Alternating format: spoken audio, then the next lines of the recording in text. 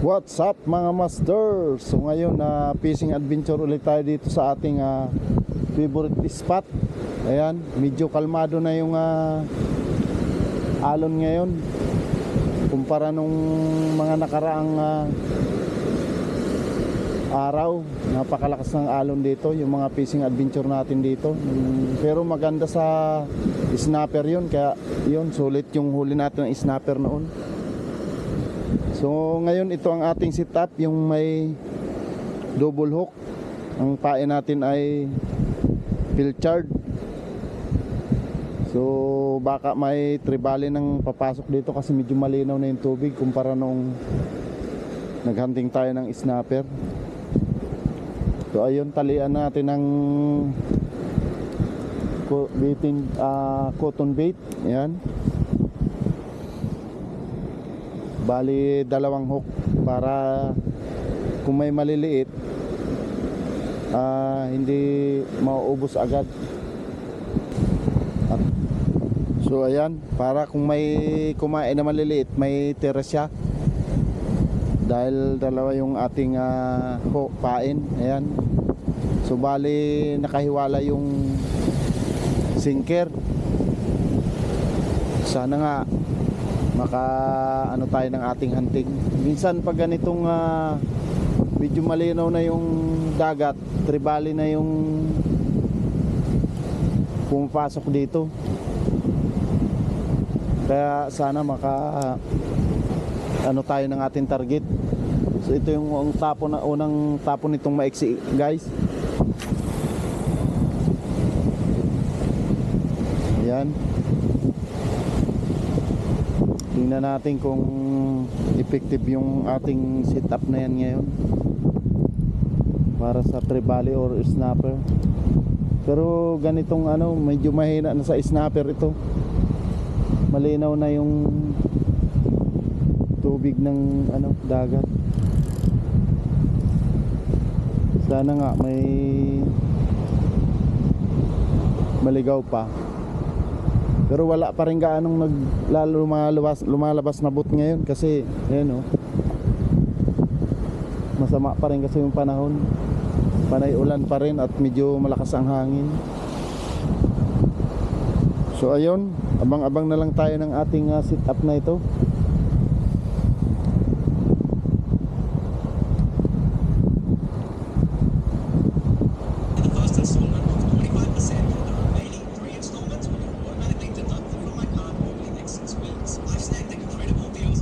Parang kinagat-kagat yung ating maliit na rod, pero hindi tinuloy. Maliit siguro. Ayun, nandoon pa pala. Nakakagat pa.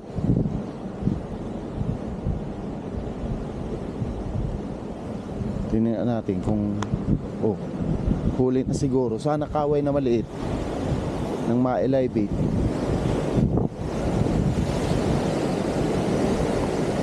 Pero parang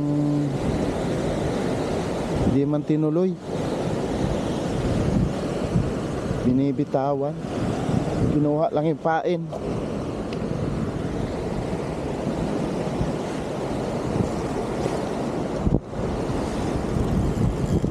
Wala nga. Nandyan. Huli na. Kawala. Maliit sanang kaway. Snapper yata to Malaki-laking snapper to. Yun, ganda ang hatak. Sana makakawala.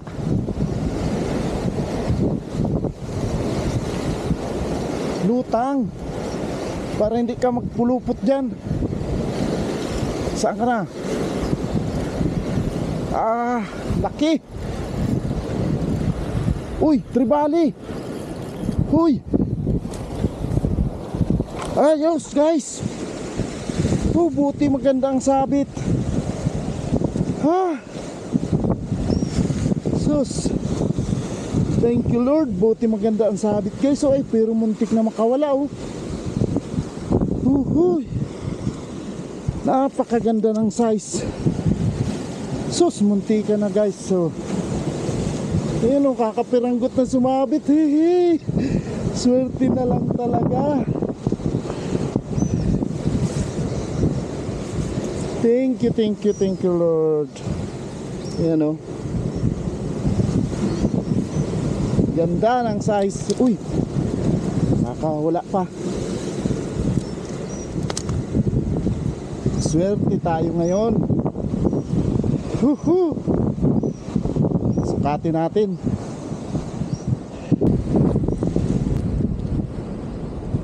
Ayun, susukatin natin mga master yung nahuli nating tribali. Ang ganda ng size. Ayan o. Saan lilamnam nito sa sinigang.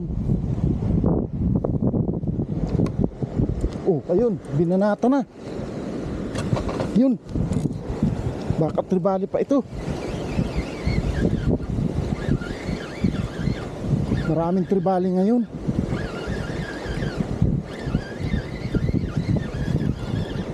Ay, nakawala. Tribali yun. Tribali yun mga idol. Ganon ang hatak ng tribali. Sayang.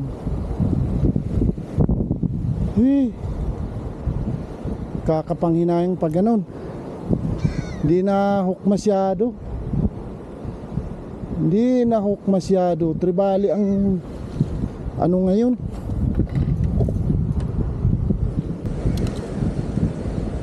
Sayang yung pangalawa sanang kumagat mga lods. Sigurado tribali din yun. Grupo kasi yung tribali kapag ka ano yan eh, maghunting sila ng pagkain nila. Kawala pa yung isa. So ituloy natin yung pagsukat ng ating huling ito. Sayang talaga yun. Ang legal size nito 25 lang naman, 250. So 48, 47. Yan o. Ganda ng sukat guys, mga master. Okay. Yuhu. Napakaganda ng sukat oh. Sarap nito sa sinigang tsaka preto. Solve na naman ang pang-ulam natin ito mga master. Bumuhos na naman ang ulan oh. Yahoo! Sumama na naman ang panahon. Malakas na naman yung ulan. So ayan, nakaisa na tayo na tribali. Maganda yung ating setup at nakahuli tayo ng isang tribali. Kahit isa lang okay na kasi medyo maganda-ganda na yung size.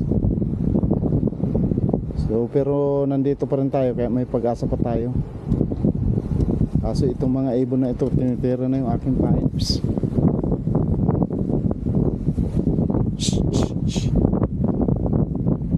Well, papunta na sa paglabo yung ano.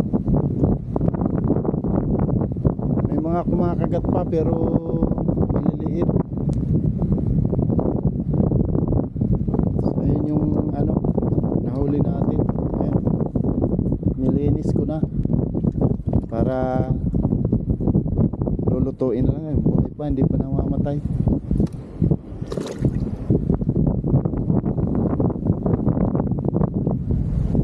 Malakas naman yung ulan na yan nung parating. So ayun mga master, last bait na yan.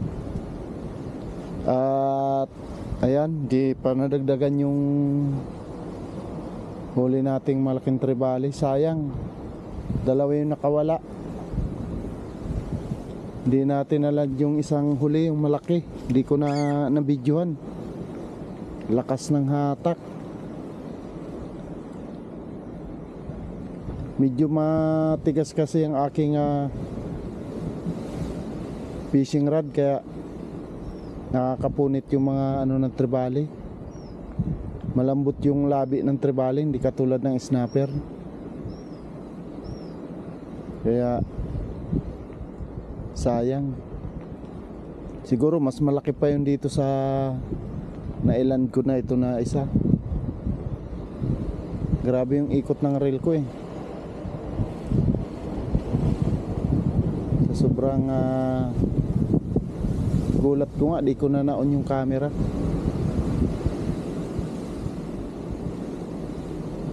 So iyan, ano ko na yan, last bait na yan.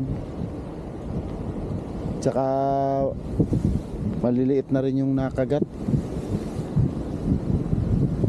A few moments later. Nakaligpit na tayo ng ating mga gamit at wala nang kumagat doon sa ating last bait. Ayan o, wala na rin tigil ang ulan, kaya kailangan nang umuwi. Ayan o, wala nga nangawil ngayon, kundi ako lang ang nangawil ngayon. Lumalabo na rin yung tubig o. Thank you so much guys. Shout out sa ating mga ka-anglers dyan, yung mga tsatsagang nangangawil na katulad ko. Shout out sa inyo. At ingat tayo palagi sa ating mga fishing adventure. See you on my next video.